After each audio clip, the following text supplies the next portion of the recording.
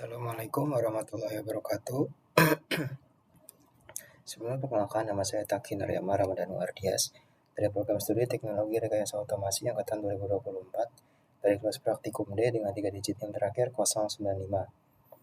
Jadi di video kali ini saya akan presentasikan dan juga sedikit memberikan gambaran dari tugas mata kuliah praktikum mesin-mesin listrik dengan dosen pengampu Bapak Rofik Cahyo Prayogo STMT yang berjudul motor induksi dan juga start delta starter.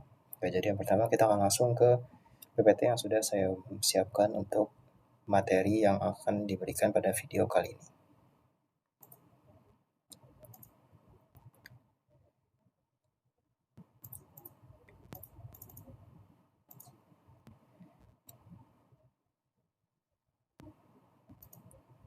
Nah, jadi yang pertama, motor induksi merupakan motor listrik AC yang bekerja berdasarkan induksi elektromagnetik. Motor induksi sering juga disebut asinkronus motor karena kecepatan rotor lebih rendah dari kecepatan sepeda sinkron. Nah, selain itu juga, motor induksi juga banyak digunakan di industri karena sederhana, kuat, dan perawatannya juga murah. Nah, lalu selanjutnya, ada jenis motor induksi. Yang pertama itu adalah motor induksi satu fasa yang umumnya banyak digunakan pada peralatan rumah tangga yang sering kita jumpai. Lalu ada motor induksi tiga fasa yang banyak digunakan di dunia industri dikarenakan torsinya yang besar dan efisiensinya yang tinggi. Lalu untuk kelebihan dan kekurangan dari motor induksi, yang pertama untuk kelebihan dari konstruksinya itu sederhana dan juga kuat, lalu biaya rendah dan tentunya perawatan lebih murah. Dan untuk kekurangannya, arus startnya tinggi dan kecepatannya memang sulit diatur tanpa adanya inverter.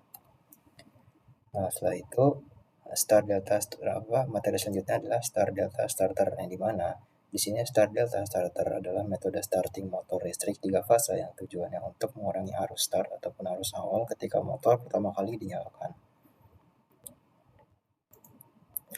Nah, lalu untuk arus lonjakan starting dan juga start delta itu yang pertama dari motor induksi saat dinyalakan langsung ataupun dol yang menarik arus 5-7 kali arus nominal. Lalu yang kedua, lonjakan arus yang dapat menyebabkan tegangan jatuh, MCB trip atau motor cepat panas. Lalu tentunya dengan rangkaian start delta, tegangan tiap lilitan berkurang menjadi 1/3 dari tegangan lain. Lalu untuk arus start turun menjadi sekitar 1/3 dari arus dol. Nah, nantinya hasilnya motor akan lebih aman saat start dan sistem kelistrikan stabil serta motor lebih awet. Nah, lalu untuk gambaran dari rangkaian wiring start deltanya itu nanti akan seperti ini. Di mana di sini ada motor listrik 3 fasa yang dihubungkan ke sini, lalu akan dihubungkan lagi terlebih dahulu ke sini dan nanti ke sini, lalu sampai akhirnya ini akan terus berputar seiring berjalannya waktu dengan sistem otomatisasi. Oke, lalu selanjutnya kita akan langsung ke bagian simulasinya dengan menggunakan aplikasi GetSimo untuk melihat rangkaian dari start delta ini sendiri. Yang di sebelah kiri di sini ada rangkaian MCB 3 fasa, ada rangkaian mesin listrik 3 fasa, lalu ada kontaktor juga. Nah, coba kita ubah dulu nih. Nah, nanti seperti ini. Di sini ada motor listrik, lalu ini semua ini MCB-nya tersambung dengan si delta dan star.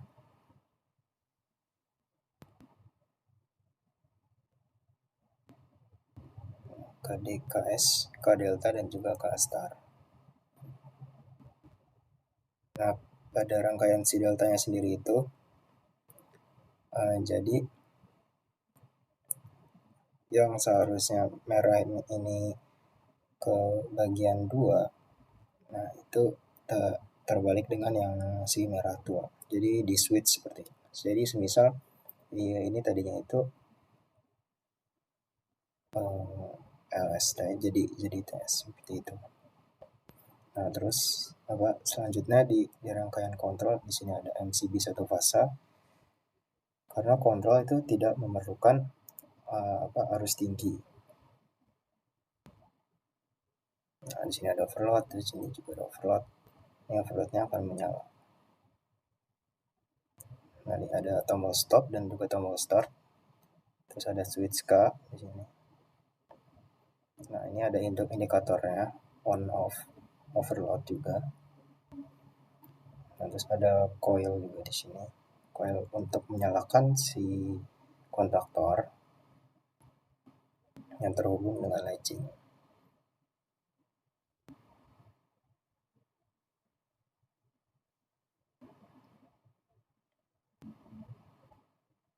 Di sini juga ada timer.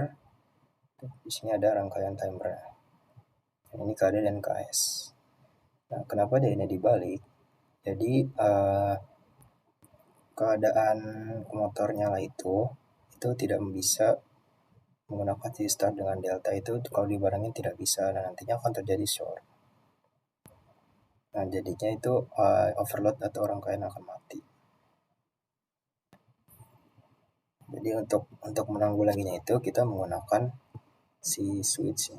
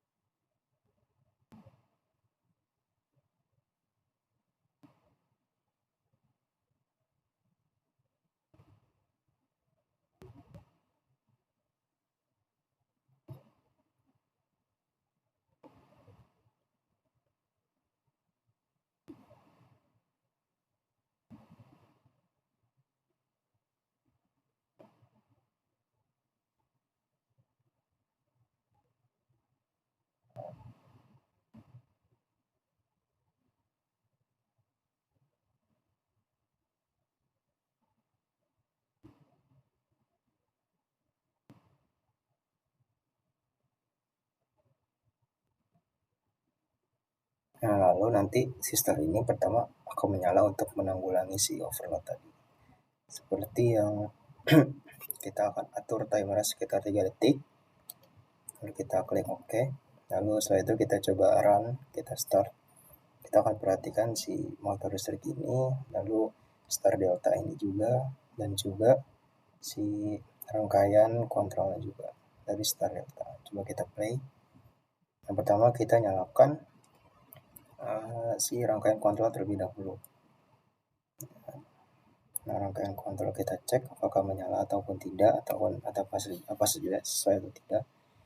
Nah, indikator off nyala dikarenakan indikator si off nyala ini dikarenakan motor listrik kontraktornya itu masih mati. Nah, lalu untuk menyalakan itu kita bisa langsung klik si tombol start ini.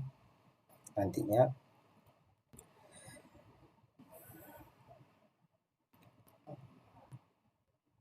ya, kalau sudah kontrol nyala, kita akan menyalakan si MCB 3 fasa pada rangkaian motornya. Lalu setelah itu baru kita klik si start.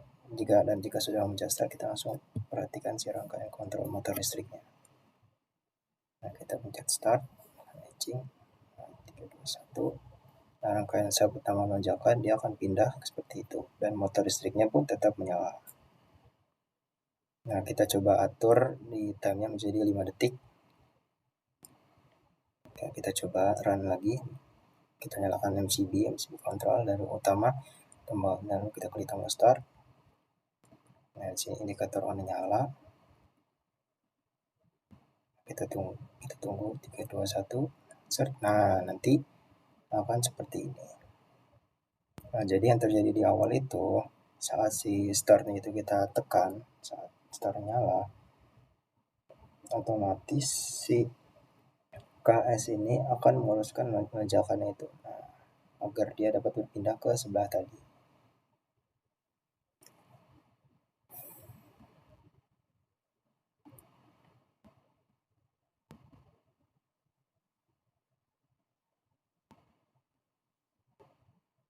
Nah, terus nantinya itu semisal si arusnya itu nggak melonjak ataupun sudah selesai pelonjakannya di awal, nantinya dia akan berpindah kembali ke rangkaian si delta untuk lebih stabil lagi, untuk menstabilkan.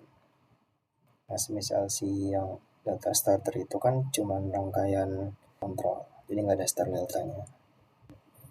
Jadi lebih bagus ya seperti ini.